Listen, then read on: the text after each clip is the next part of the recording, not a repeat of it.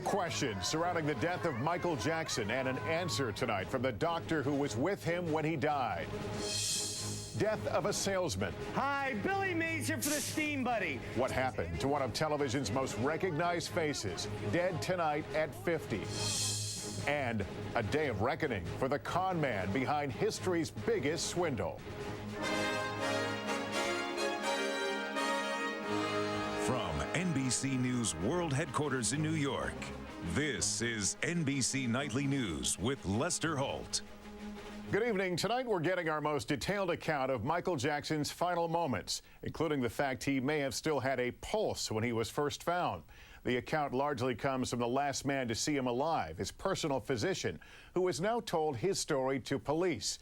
Tonight, police are calling Dr. Conrad Murray helpful and cooperative. But there are still questions over whether Jackson had taken prescription drugs before his death, and if so, who provided them? NBC's Lee Cowan leads us off tonight from outside the Jackson family home in Encino, California. Lee?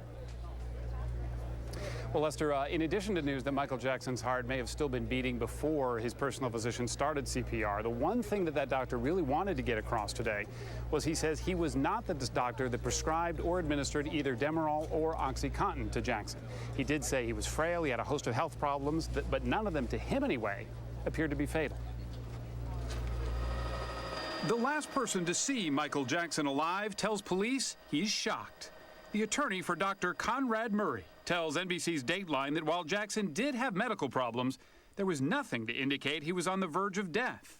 This whole result was such a surprise to Dr. Murray. It was Dr. Murray that at the hospital requested that the family ask for an autopsy to be performed.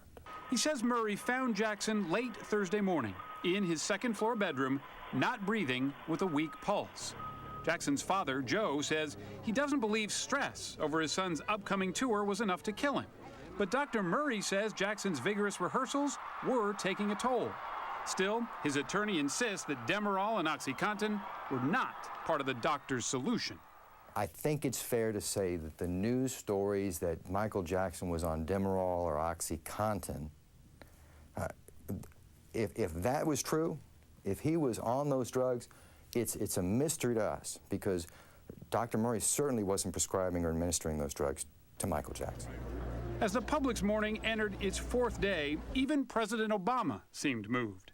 His advisor on Meet the Press today said the president put his condolences in a letter to the family directly. He felt that was the appropriate way to go. But speculation over Jackson's final days has turned many media headlines from adoration into evisceration. A British newspaper quotes Jackson's former nanny as saying she had to pump his stomach to prevent him overdosing on drugs. Author Ian Halprin tells another paper that Jackson thought he'd be better off dead because illness had left him unable to sing or dance. To combat some of the negative headlines, the Jackson family, still holed up in their estate in Encino, issued a statement of their own, reminding the world what they were going through. "We miss Michael endlessly," it read. "Our pain cannot be described in words." That pain, say friends, is made worse by uncertainty. The Jackson family wanted its own autopsy done. Experts say that way, at least they can pose their difficult questions in private. It's not that the medical examiner's office is unwilling to talk, but there are many things that they cannot get into, that they are prohibited because of law enforcement activities. The pressure now is to find a fitting place to bury one of the world's best-known personalities. Some say one possible resting place is Jackson's former Neverland Ranch in Central California. The people who own Neverland with Michael Jackson would like to turn it into an income-producing kind of resort, sort of like Graceland. It would be a money-making venture, to be sure. Now, Lester, the problem with that idea is it has been floated before, and the residents of that small town were too keen on it. In fact, they thought that they had their fill of tourists that were coming by during the first of the trials, and they say where it is, its very location, would make it pretty hard to handle all the traffic that would inevitably come. Right, Lee, and then I see the crowd that's been behind you constantly. I've seen the pictures around the world. There's this pent-up demand to have some sort of celebration of Michael Jackson's life. What are we hearing about a public memorial or even funeral? Well, nothing on the funeral as of yet. We do know that a lot of promoters from around the world are offering to help stage what could be a huge event like this. We do know that the Reverend Al Sharpton is coming into town. He's going to be meeting with the family tonight, and we're told that one of the things they'll be discussing is just what is the proper way for the public to have some kind of memorial to Michael Jackson. All right, NBC's Lee Cowan. A bit later, we're going to talk about one star-studded tribute that's been put together in Los Angeles tonight. Despite what his doctor is saying this evening, many people who knew Michael Jackson, including his former wife, Lisa Marie Presley, remain suspicious that drugs contributed to his death. NBC's Mike Taibbi reports. On the current Time magazine cover, he's a figure of beauty, lean as wire, the picture of youthful vitality. But to stay that way as he aged, Michael Jackson reportedly relied for years on a collection of prescription drugs, a troubling fact for friends like his spiritual advisor, Deepak Chopra, speaking on Sunday's Today Show. He asked me for a prescription for OxyContin. When I probed into this, I found that he was getting medication from several sources. It has not been determined whether drugs were the cause of Jackson's death or even a contributing factor, but many who knew him best are certain that drugs played a role. The pop star's first wife, Lisa Marie, the daughter of Elvis Presley, who famously died young in the throes of his own drug abuse, said on her blog that Jackson himself predicted a similar demise. He stated with almost calm certainty, she wrote of a long-ago conversation, "I am afraid I am going to end up like him, the way he did." Some who spent a lot of time with Jackson toward the end, including manager and friend Frank DeLeo, who was brought on board for the London concert 3 months ago, saw no hints of impairment. I never saw him do anything. And believe me, if I would have saw him, or if I'd have thought there was something wrong, I'd have been the first guy to step in and get him help. But after the announcement of his concert tour, no one, including DeLeo, was with Jackson constantly. And throughout his life, he surrounded himself with a changing entourage that always included enablers and worse. I constantly heard stories about people supposedly providing him with prescription medication and enabling him in a way that, if it was true, was probably going to end up in a bad place. Lisa Marie wrote that she wished she'd been able to save him from certain self-destructive behavior and from the awful vampires and leeches around him. But she didn't. No one could. And what just happened to him was, in her word, inevitable. Mike Taibbi, NBC News, Los Angeles. We have another sudden passing today to report. The high-volume TV pitchman Billy Mays was found dead in his Florida home. The discovery came just a day after Mays apparently bumped his head when he was on a flight that made a rough landing in Tampa. Mays' booming voice brought in billions of dollars for the products he sold while making him a fortune and a household name. NBC's Rahema Ellis has more. Extended arms. Billy Mays was an old-school pitchman. Hi, Billy Mays here for the Steam Buddy. And one of the most successful. His ads appeared some 400 times a week. Hi, Billy Mays here for Engraven. But his life ended suddenly this morning. 50-year-old Mays was found dead by his wife at their lavish home in Tampa, Florida. Married and father of 2, he was scheduled for hip surgery tomorrow. But yesterday, Mays was on board a U.S. air flight that made a hard landing in Tampa. He described what happened on Twitter, saying, "Just had a close call landing in Tampa. The tires blew out upon landing. Stuck in the plane on the runway. You can always count on U.S. Air." According to WTVT in Tampa, Mays said, quote, "All of a sudden as we hit, it was just the hardest hit. All the things from the ceiling started dropping. It hit me on the head, but I got a hard head." Authorities say it's too early to draw any connection between his death and the incident on the plane. Billy Mays' success began more than 10 years ago when he first hawked Orange Glow on the Home Shopping Network. 6,000 units sold in 11 minutes. He quickly realized he had the pitch to make big money. CNBC's Darren Ravel profiled Mays this past spring. How much money have your products grossed? Billions. Billions, yeah. Billions. I know how to sell. He was good for almost any industry. His last spot he did for Arm & Hammer for baking soda. He did something for health insurance. Billy Mays could sell anything.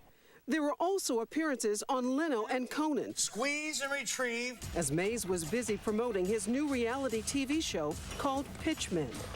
A native of Pittsburgh, Mays played high school football. While he never graduated from college, he found the secret to his success. The stain specialist Was in his voice and his pitch. Rahima Ellis, NBC News, New York. Turning overseas now to Iran, where thousands of marchers took to the streets today to protest that disputed presidential election. Iranian officials are claiming the U.S. and other nations tried to destabilize the regime with allegations of voting fraud. Today, Britain demanded the release of embassy staffers detained by Iran for allegedly playing a role in sparking the unrest. In the Central American nation of Honduras, the military has overthrown the leftist president and forced him into exile. Tanks and troops moved on the presidential palace this morning following the president's attempts to change the law so he could seek another term. President Obama has called for calm, saying the dispute must be solved free from outside interference. And late today, senior administration officials said the United States tried to avert the coup. The U.S. still recognizes the exiled leader as a legitimate president and called for his return. The U.S. military has about 500 troops based in Honduras, the only permanent deployment in Central America. A big story to watch tomorrow in Washington. The Supreme Court releases its final decisions of the term, including one ruled on earlier by President Obama's Supreme Court nominee, Sonia Sotomayor.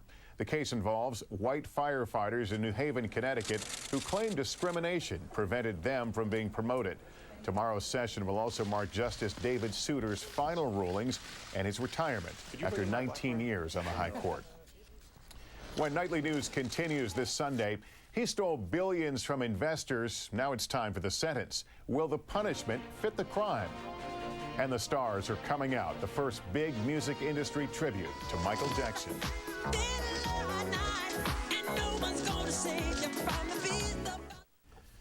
Disgraced financier Bernie Madoff will learn his fate tomorrow. He'll be sentenced here in New York for running an elaborate Ponzi scheme that defrauded investors of $65 billion. CNBC's Scott Cohn reports.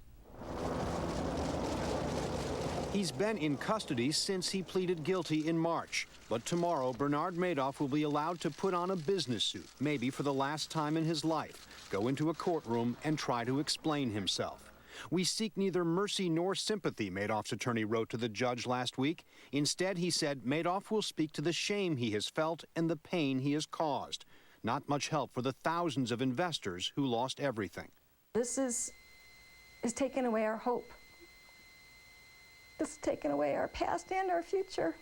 Some victims will speak at the hearing. Others plan a rally outside the federal courthouse. Madoff's attorney cautions against mob vengeance, asking for a sentence of just 12 years.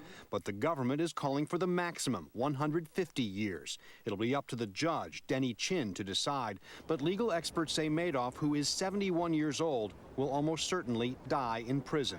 The judge can give him, in fact, a life sentence. That is within his discretion, given the enormous loss that's associated with this case.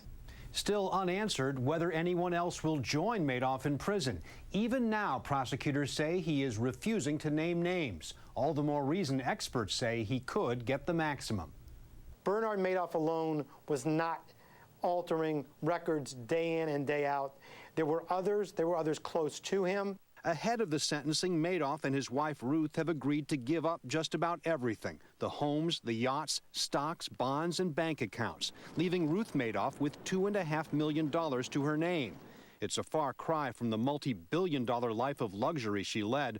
Already, she's traded the private limo for the New York City subway as authorities continue to investigate her. But tomorrow, the focus is on Bernard Madoff himself, determining the punishment that fits a massive crime. Scott Cohn, CNBC, New York.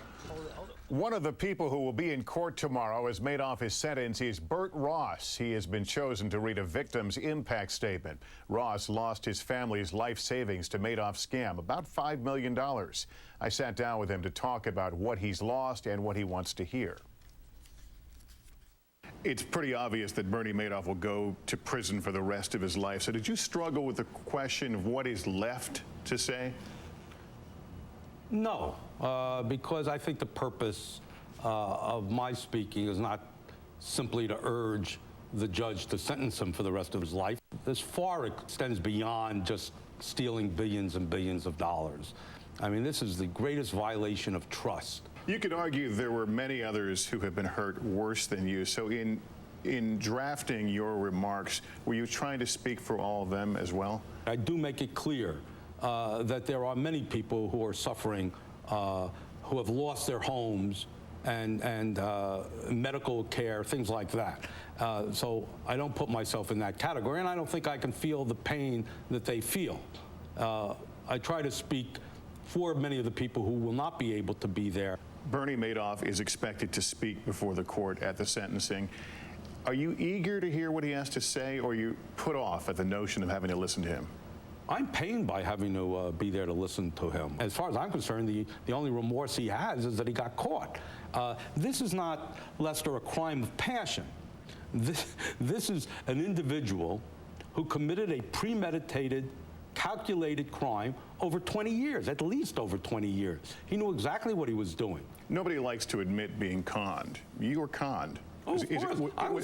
I was taken to the cleaners, as were we all, by the most evil genius of all time. So was it hard to stand up and say, I was conned, and now here's my message to this court? The thing that's hard is not to say I was conned. The pain is from just talking about the depth of the evil. Is there anything you can say or anyone else can say that would bring a spark of remorse that you're personally looking for?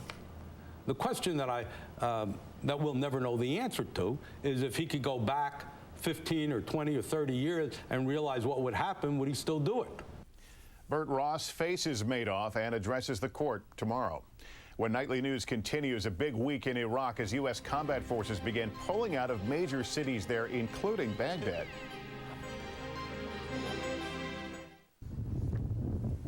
This was the scene in Baghdad today. A blinding sandstorm reduced visibility to just a few yards and kept most people off the streets.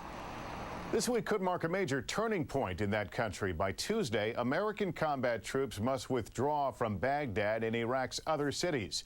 It's part of a security deal that leads to the pullout of all U.S. forces from Iraq by 2011. NBC's Tom Aspell is in Baghdad tonight. Link up with that search team right back there. After 6 years of war in Iraq, American forces are drastically reshaping their posture and pulling out of cities and towns. The first step toward withdrawing combat forces from Iraq and sending all the combat troops home in 2011. The move has already caused a spike in violence here. At least 250 people have been killed over the past week in a series of bombings, mainly in Shiite areas, prompting Iraqi American troops withdraw from cities on schedule. It wants to send a message to the Iraqi people that Iraqi forces are now in charge here and that the Americans are on their way out. Tom Aspell, NBC News, Baghdad. Zimbabwe, under its now 4-month-old unity government, is appealing to the world for cash to help repair its shattered economy. It fell into ruin under the autocratic leadership of its president, Robert Mugabe. Though Mugabe now shares power with the former opposition leader, Western governments remain skeptical that change has really taken place. This past week here in New York, Zimbabwe's vice president made her case to the UN and then talked to me about trying to convince the world her government has embraced democratic reforms. What we have to continue doing is to maybe avail ourselves to be able to say our story, not to leave it to outsiders to talk on our behalf. And this is why we are now making ourselves available, so that we are able to tell the world who we are, what we are aiming at, our programs, and what we aim to achieve within the shortest possible time. Under its new government, Zimbabwe has managed to end rampant inflation, but its critics say human rights reforms have been slow. Up next, a star-studded tribute to Michael Jackson.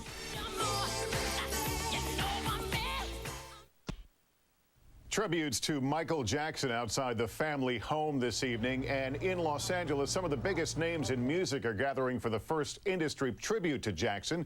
NBC News contributor and Rolling Stone writer Touré is outside the Shrine Auditorium. Touré, I know this was to be the BET Awards this evening, but it has really become something different in reaction to Michael Jackson's death. Tell us about it.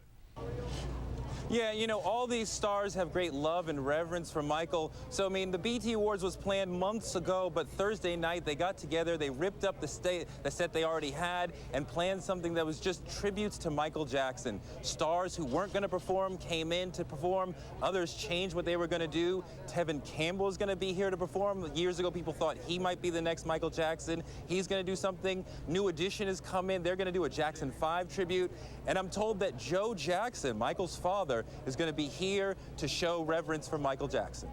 And Toure, you and I have talked in the past about Michael Jackson's influences on the music scene. In some ways, are the artists you talk about, do they owe their careers in some ways to Michael Jackson?